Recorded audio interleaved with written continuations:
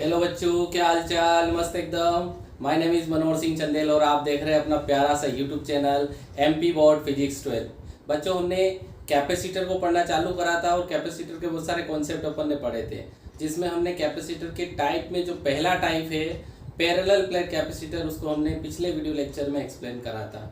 Okay, video चालू करने से पहले कैपेसिटर को अगर आपको अच्छे से समझना है, जिसको हम अभी आज जो है स्फेरिकल प्लेट कैपेसिटर पढ़ने वाले हैं, तो प्लीज़ वीडियो पर अंत तक बने रहिए, तभी आप इसको अच्छे से समझ पाएंगे। तो शुरू करते हैं आज का हमारा क्वेश्चन। और आज का क्वेश्चन हमको निकालना है capacity of a spherical plate capacitor. Okay, तो मैं राइट कर देता हूँ। Capacity of a spherical plate capacitor. Capacitor को आप कंडेंसर भी बोल सकते हो। ओके, यानी कि हमको एक गोलीय संधारित्र की धारिता हमको निकालनी है, कैपेसिटी फाइंड करना है, उसका कैपेसिटेंस निकालना है। ओके, बड़ा सिंपल सा क्वेश्चन है। तो हम सबसे पहले डायग्राम की हेल्प से इसको समझने की कोशिश करते हैं। तो डायग्राम ड्रा करते हैं। तो हमको स्फेरिकल प्लेट कैपेसिटर लेना है, तो हम क्या करते हैं कि एक स्फीयर बनाते हैं। ठीक है, इसका सेंटर जो है O दे दिया हमने, और इसकी जो रेडियस है वो स्मॉल a है, यानी कि स्मॉल a रेडियस का हमने एक स्फीयर कंसीडर कर लिया है। ओके, अब इसके अराउंड एक दूसरा स्फीयर हमने b कंसीडर कर लिया है, जिसकी जो रेडियस है वो स्मॉल b है। अब इन दोनों के बीच में सेपरेशन करने के लिए हमने यहाँ पे जो है कुछ डाइलेक्ट्रिक मीडियम, जिसको हम इंसुलेटिंग मटेरियल बोलते हैं, परावैद्युत पदार्थ बोलते हैं, के को फिलअप कर दिया है। ओके, अब हम इसको चार्ज करना शुरू करते हैं। तो हम क्या करते हैं कि यहाँ से जो है प्लस Q चार्ज जो है हम इस स्फीयर को देते हैं। कौन से वाले स्फीयर को? इनर स्फीयर को हम यहाँ से जो है प्लस Q चार्ज देते हैं। ओके, तो जब हम यहाँ से इसको प्लस Q चार्ज देंगे, तो चूंकि ये होलो कोसेंट्रिक स्फीयर है, यानी कि दो खोखले सकेंद्री गोले हैं, दोनों का सेंटर एक है। ठीक है, लेकिन दोनों की रेडियस अलग अलग है और दोनों जो है वो होलो है, खोखले हैं। और हमको मालूम है कि अगर कोई होलो सरफेस होती है तो उसके अंदर चार्ज नहीं होता, उसकी सरफेस पे चार्ज डिस्ट्रीब्यूशन होता है। ओके गाइस, तो हम यहाँ पे जब चार्ज को डिस्ट्रीब्यूट करेंगे तो ये पॉजिटिव चार्ज अंदर वाले स्फीयर पे यूनिफॉर्मली डिस्ट्रीब्यूट हो जाएगा इस तरह से। ओके, अब होगा क्या कि जैसा हमने पिछले वीडियो लेक्चर में पढ़ा था कि इंडक्शन प्रोसेस की वजह से जो सपोज अगर हमने इस स्फीयर को ए नाम दिया है, इस स्फीयर को नाम बी दिया है, तो जो बी वाला स्फीयर है इसकी इनर फेस पे अपोजिट नेचर का चार्ज प्रोड्यूस होगा, जो कि नेगेटिव नेचर का होगा। कैसा होगा? नेगेटिव नेचर का। ओके, और आउटर सरफेस पे जो पॉजिटिव चार्ज प्रोड्यूस होगा उसको हमने यहाँ से ग्राउंड कर दिया है। क्या कर दिया है? जो पॉजिटिव चार्ज प्रोड्यूस होगा या इंड्यूस जो होगा, प्रेरित होगा, उसको हम ग्राउंड कर रहे हैं। ग्राउंड करना मतलब उसको अर्थिंग देना, पृथ्वीकृत करना, तो हमने उसको ग्राउंडेड कर दिया। ओके, अब हमको निकालना है इसका कैपेसिटी। और आपको पता है कि कैपेसिटी निकालने के लिए जो फॉर्मूला होता है वो C = Q/V होता है। इसका मतलब हमको V चाहिए होगा। तो पहले V को फाइंड आउट करने के लिए अपन क्या करते हैं कि यहाँ पर हम लिखते हैं कि electric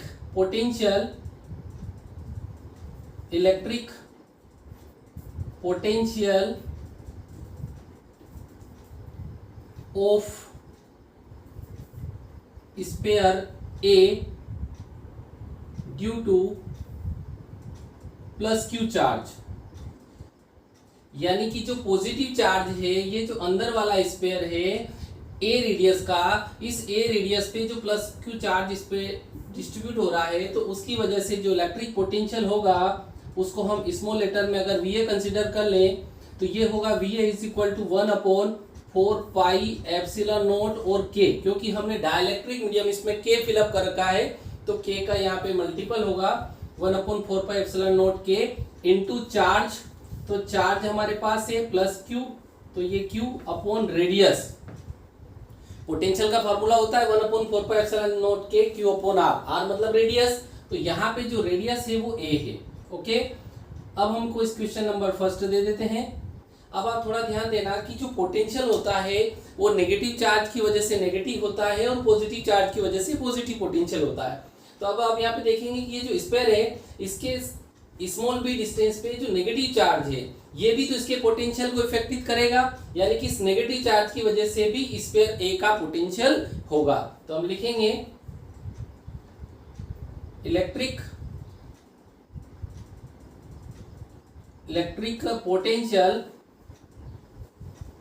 potential of sphere A due to negative charge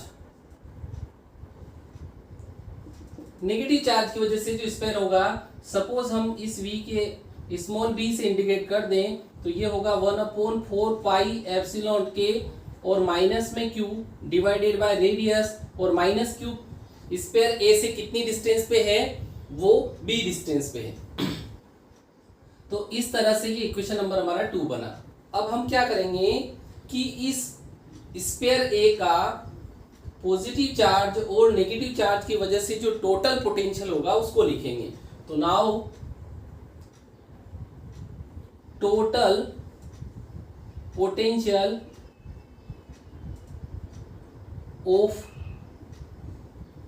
sphere A is, अगर हम इसको V कंसिडर कर लें तो ये होगा VA प्लस VB। ओके, दोनों के सम के इक्वल होगा, क्योंकि स्केलर क्वांटिटी है तो इसका स्केलर सम होगा, अदिश योग होगा, अदिश योग हम करेंगे।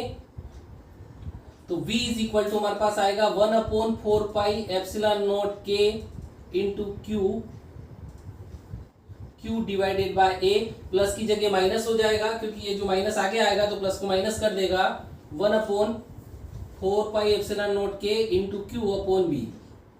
ओके, अब यहाँ पे हम कॉमन ले लेते हैं, मैं यहाँ पे राइट कर देता हूं।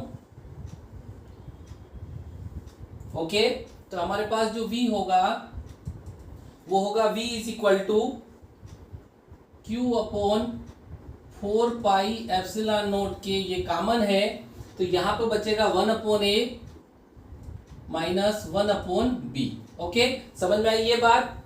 Q/4πε0 K, Q/4πε0 K हम बाहर ले लेंगे तो हमारे पास अंदर बचेगा ये। अब इसका एलसीएम लेके इसको सोल्व आउट करेंगे तो Q/4πε0 के एज इट इज, और ये हो जाएगा B माइनस A/AB। ओके, ये हो गया इक्वेशन नंबर 3। अब थोड़ा डायग्राम में देखना, जिस तरह से हमने अंदर वाले स्फीयर A का पोटेंशियल पॉजिटिव चार्ज की वजह से और नेगेटिव चार्ज की वजह से हमने फाइंड आउट करा है, तो कुल मिला के टोटल पोटेंशियल ये आया। सिमिलरली वही प्रोसेस हमको कौन से स्फीयर के साथ करनी है, स्फीयर B के साथ। बट आप एक चीज और यहाँ पे ऑब्जर्व करोगे कि जो B वाला जो आउटर स्फीयर है जिसकी रेडियस स्मॉल b है, इसको हमने ग्राउंड कर रखा है। क्या कर रखा है? ग्राउंड। और ग्राउंड करने का मतलब ये है कि जो अर्थ होता है इसका पोटेंशियल 0 होता है। ये बहुत लार्ज कंडक्टर होता है, इसकी कंडक्टिविटी इन्फिनिट होती है, इसका जो कैपेसिटेंस होता है वो इन्फिनिट होता है क्योंकि इसका पोटेंशियल 0 होता है। ऑब्जेक्टिव में भी कई बार पूछा जाता है कि अर्थ का पोटेंशियल कितना होता है, तो 0 होता है। अब आपको फार्मूला मालूम है कि कैपेसिटी का formula C is equal to Q/V होता। अब थोड़ा ऑब्जर्व करें कि अगर इस V की वैल्यू अगर 0 है, यानी कि अगर किसी कंडक्टर का पोटेंशियल 0 है, तो उसकी जो कैपेसिटेंस होगी, कैपेसिटी होगी, वो इनफाइनाइट होगी। क्यों होगी इनफाइनाइट? क्योंकि यहाँ पे 0 से डिवाइड करेंगे तो पूरा इनफाइनाइट हो जाएगा। इसका मतलब अर्थ की जो कंडक्टिविटी है वो इनफाइनाइट है। तो इनफाइनाइट होने की वजह से यहाँ पर हम लिखेंगे so total potential of sphere B is 0। इस B का जो टोटल पोटेंशियल होगा वो कितना होगा? 0 होगा। तो आपको यहाँ पे रीजन देना पड़ेगा, because B is grounded. B is grounded, चूंकि हमने B को ग्राउंड कर रखा है और ग्राउंड करने की वजह से सारा जो चार्ज है वो ग्राउंड में चला जाएगा तो इसकी वजह से इसका पोटेंशियल जीरो हो जाएगा और पोटेंशियल जीरो होने से इसकी कंडक्टिविटी इनफाइनाइट हो जाएगी। ओके, तो हमारे पास अगर इसको हम वी बी टोटल से, जैसे यहाँ पे हमने इसके पाव में ए लिख देता हूँ ताकि ये ए वाले स्फीयर का पोटेंशियल हो जाएगा टोटल, ये ए राइट कर देता हूँ तो वी ए हो गया ये टोटल। इसी प्रकार जो वी बी होगा ये हो जाएगा जीरो। ओके, थस अब हम निकाल लेंगे दोनों स्फीयर के बीच का पोटेंशियल डिफरेंस कितना है। तो दोनों स्फीयर का बीच का पोटेंशियल डिफरेंस होगा potential difference between A and B. दोनों स्फीयर के बीच का पोटेंशियल अगर हम v कंसीडर कर लें तो ये हो जाएगा va माइनस vb। ओके, समझ में आ रही बात? दोनों की वैल्यू को पुटअप कर दे तो हमारे पास v इज इक्वल टू आएगा, यही वाला इक्वेशन आ जाएगा पूरा थर्ड वाला, क्योंकि इसकी वैल्यू तो जीरो है। तो हमारे पास आ जाएगा q upon 4 pi epsilon naught k into bracket में b minus A upon A B. इसको इक्वेशन नंबर 4 दे देता हूं और मैंने जीरो को हटा दिया है क्योंकि ये जो b vb है इसकी वैल्यू जीरो होगी। Okay, now c is equal to q upon v होता है, हमको कैपेसिटी फाइंड करनी है, इक्वेशन नंबर 5 है। तो अब ये जो इक्वेशन नंबर 4 में v की वैल्यू है इसको यहाँ पे राइट कर देंगे तो हमको कैपेसिटी मालूम पड़ जाएगी कि जो स्फेरिकल प्लेट कैपेसिटर होता है उसकी कैपेसिटी कितनी होती है। ओके, तो c इज इक्वल टू ये अपॉन ऊपर वाला जो q एज इट इज रहेगा और ये हो जाएगा q upon 4 pi epsilon naught k into B minus A upon A B. ये q से q कैंसिल आउट हो जाएगा तो c की जो वैल्यू आएगी वो आएगी 4 pi epsilon naught k A B upon B minus A. This is the last and final answer of a capacity of a spherical plate capacitor. जो गोली संधारित्र होता है उस गोली संधारित्र की धारिता इतनी होती है, यहाँ पे ये q से q कैंसिल हो गया, ये ऊपर चला गया, ये भी ऊपर चला गया, तो ये आंसर आया और पीछे यूनिट हो जाएगी फेरेड।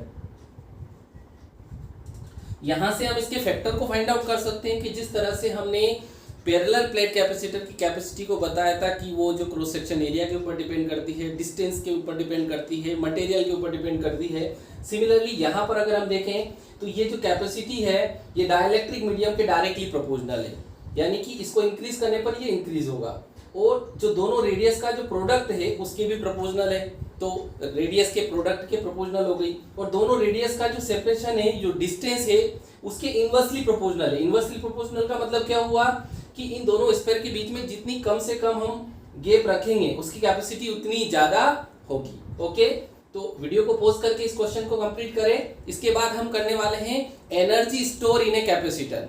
ओके, स्क्रीनशॉट ले ले। ठीक है, आपने राइट कर लिया होगा, मैं इसको रफ कर दूं।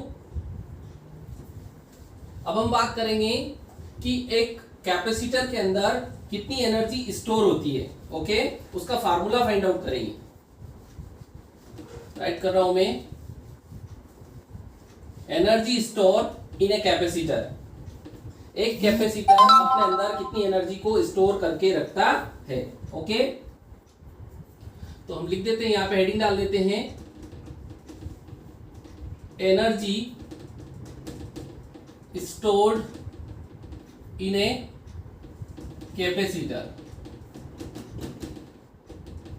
जो कंडेंसर होता है, जो कैपेसिटर होता है, वो अपने अंदर कितनी एनर्जी को स्टोर करके रखता है। भाई एनर्जी स्टोर करेगा तभी तो हम उसका यूज करेंगे। तो हमने पढ़ा भी था कि जो एनर्जी कैपेसिटर के अंदर स्टोर होती है वो चार्ज के फॉर्म में होती है। तो ये यहाँ पे हमारे पास एक बैटरी है, ये पॉजिटिव टर्मिनल है, ये नेगेटिव टर्मिनल है, और ये यहाँ पे हमारे पास एक कैपेसिटर है, इसको सी से राइट करते हैं। ओके, ये बैटरी है,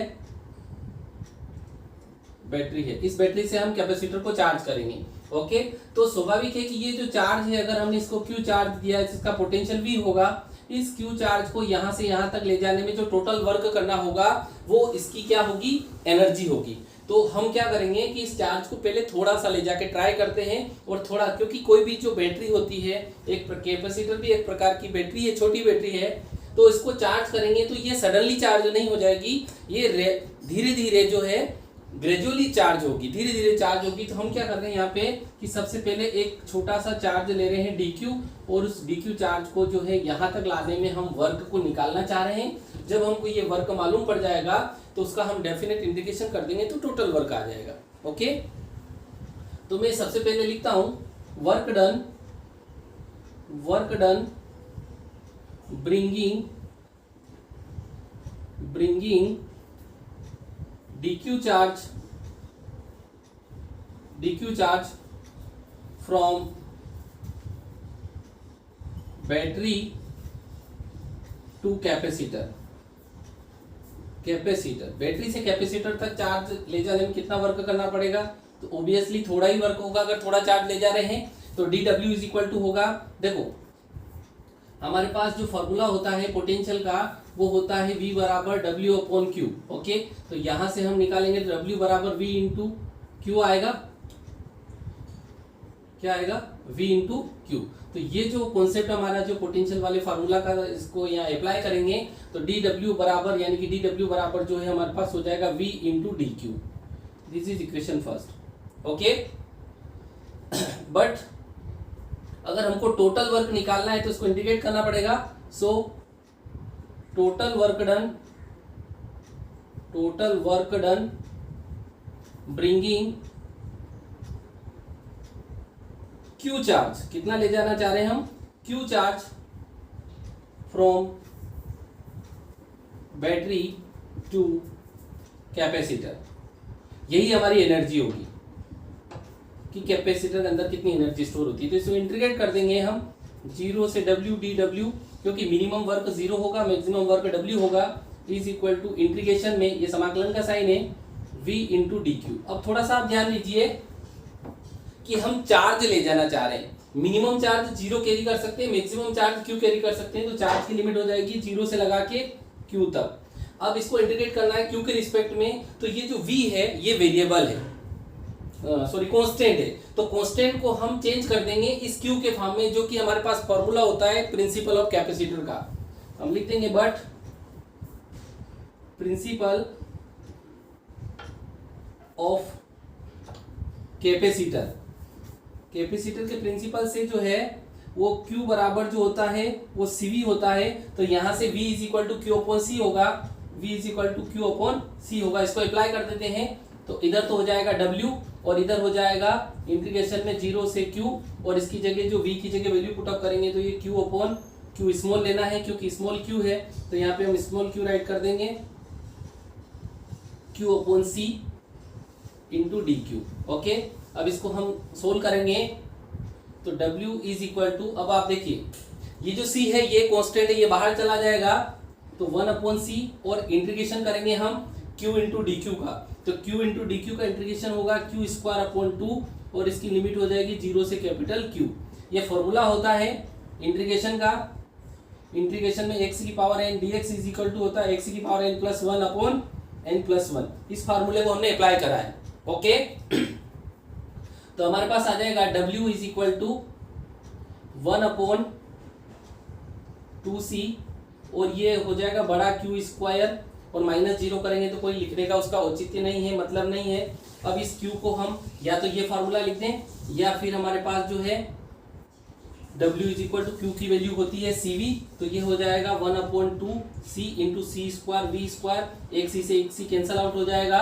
तो हमारे पास जो w आएगा वो आएगा हाफ cv स्क्वायर। यही इसकी एनर्जी है। तो कुल मिला के जो पोटेंशियल एनर्जी का फॉर्मूला आया है वो आया है u is equal to half cv square. ये एनर्जी जो है कैपेसिटर के अंदर स्टोर होती है इस फार्मूले के अकॉर्डिंग। ओके, तो आई होप आज की जो दोनों कॉन्सेप्ट थे वो आपको समझ में आए होंगे। मिलते हैं अगले वीडियो लेक्चर के साथ, तब तक बने रहिए। Thank you for watching.